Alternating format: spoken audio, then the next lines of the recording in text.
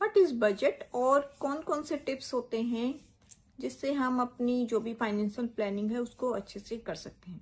सबसे पहले तो बजट क्या होता है। फाइनेंस बजट बेसिकली हमारा एक रोड मैप होता है, एक हमारी प्लानिंग होती है जिससे कि हम जो भी हमारी इनकम होती है एस्टिमेट करते हैं कि जो भी हमारे एक्सपेंडिचर होंगे वो कैसे कैसे कौन कौन सी चीज़ों पर होंगे। तो हम एक बजट बनाते हैं जिससे कि हम अपना फाइनेंशियल गोल को अचीव कर सकें और अच्छी तरह से अपने फाइनेंसेस को मैनेज कर सकें।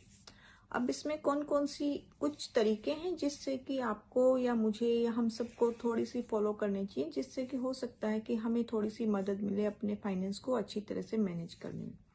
सबसे पहले क्या है कि मान लीजिए मैंने नई जॉब स्टार्ट की है या आप एक स्टूडेंट हैं तो अभी आपकी जॉब लगी है, तो कुछ टिप्स हैं कि जिससे हो सकता है कि आपको थोड़ी सी मदद मिले। सबसे पहले उसमें क्या है कि जैसे अभी आपने नया नया बजटिंग स्टार्ट की है तो सबसे पहले आप ट्रैक डाउन कीजिए या नोट डाउन कीजिए अपने खर्चों को, जो भी आपके खर्चे हैं। अब नोट डाउन करने के लिए आप हो सकता है कॉपी पेन या डायरी में नोट करें या ऐप में करें या आजकल जो भी कंप्यूटर वगैरह में, जैसे भी आपको ठीक लगे। आप जो भी आपके मेन एक्सपेंडिचर हैं, चाहे वो छोटा अमाउंट है या बड़ा, उन सबको नोट डाउन कीजिए जिससे कि आपको पता चले कि आपके कौन कहाँ पर कितना स्पेंड हो रहा है। स्टार्टिंग के 2-3 महीनों में जब भी आप नोट डाउन करेंगे तो आपको पता चल जाएगा, फिर आपकी हैबिट बन जाएगी।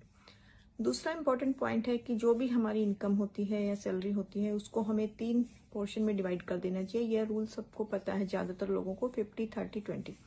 50% हमारी सैलरी का स्पेंड होना चाहिए हमारी जो भी नेसेसिटी या ज़रूरतें हैं जिनके बिना हम लाइफ के लिए जो भी ज़रूरी है, जो बिल है, रेंट है या जो भी है खर्चे हैं, ग्रोसरी, वो सारा उस पर स्पेंड करना चाहिए।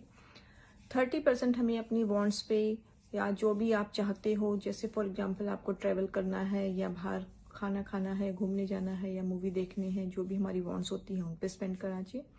और जो 20% है वो हमारे इन्वेस्टमेंट में या सेविंग में जाना चाहिए। तो आपको क्या है कि अपना एक रूल बना लीजिए कि 50-30-20।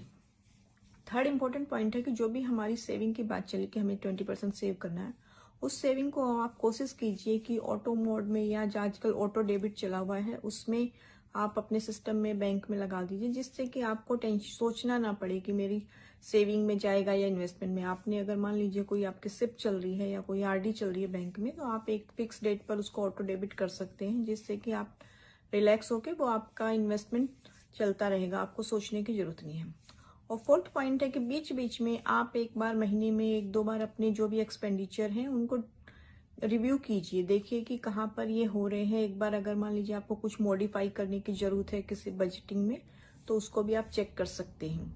और एक लास्ट पॉइंट है कि फिफ्थ पॉइंट है कि कई बार क्या होता है कि हम जैसे आजकल सब टेक्नोलॉजी का जमाना है, इतनी एप्स हैं, इतनी मेंबरशिप है, तो हम एक सेकंड कई बार लगता है कि हाँ इसकी मेंबरशिप ले लेते हैं, जो कि हम बाद में यूज भी नहीं करते हैं। जैसे मान लीजिए फूड की एप्स हैं या दूसरे इंटरटेनमेंट के हैं, तो अगर मान लीजिए कोई ऐप आपने ले रखी है, अगर आप उसको चेक कीजिए कि आप यूज कर रहे हैं कि 2-3 महीने से आपने यूज नहीं की, तो अगर आप यूज नहीं कर रहे तो ऐसी है जो अभी सब्सक्रिप्शन बेस्ड हैं चाहे वो, तो आप उनको कैंसिल कर सकते हैं। इससे भी थोड़ा बहुत अमाउंट आप सेव कर सकते हैं।